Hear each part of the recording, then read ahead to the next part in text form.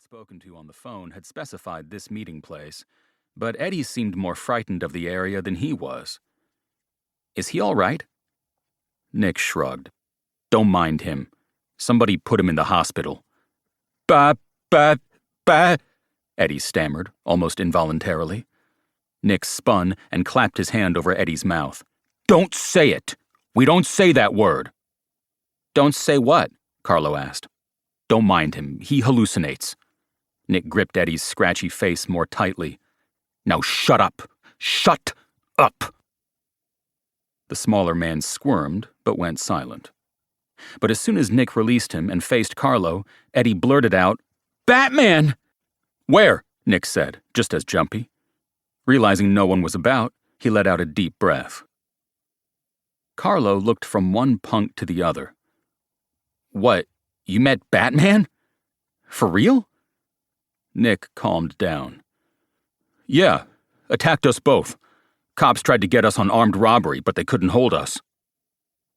Carlo found that hard to believe. He'd assumed Batman was just another stunt to sell newspapers. Nobody had ever taken a picture of him.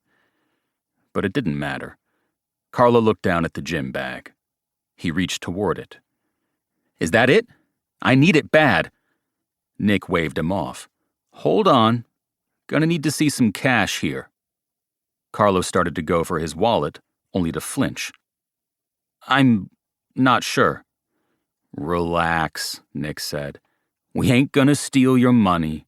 We don't do that no more." No more," Eddie said.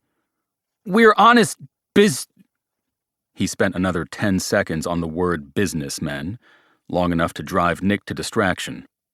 "Give me that," Nick said, yanking the gym bag away from his partner.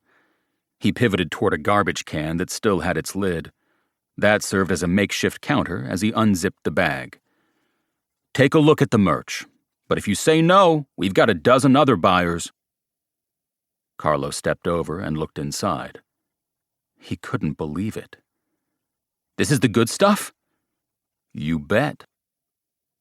Carlo reached inside and pulled out one container after another, squinting at them in the waning light. Lipstick tubes, boxes of mustache and hair dye, blusher compacts. "This is amazing. What did you do, clean out a perfume counter?" Eddie squeaked a response. "No." He moved forward, trying to appeal to Carlo. "We didn't take nothing." "Quiet." Nick shoved Eddie away before looking back at Carlo and the goods. "What's it to you how we got it? What's important is where we got it. Every bit of it is imported." From out of state is good, Carlo thought. Out of the country is better.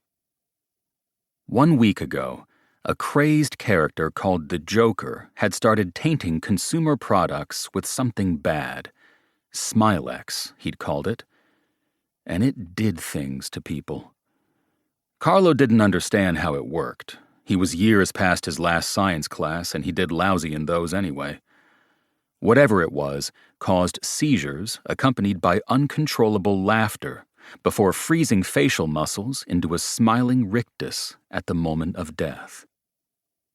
Carlo hadn't been watching when a broadcaster had died on air from exposure, but neither good taste nor respect for their lost colleague had prevented Action News from rerunning the footage again and again.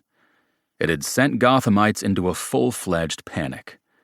But where others were searching for answers during Gotham's shopping nightmare, to use the term a beleaguered newscaster had used just an hour ago, Carlo was simply searching for cosmetics that could be trusted.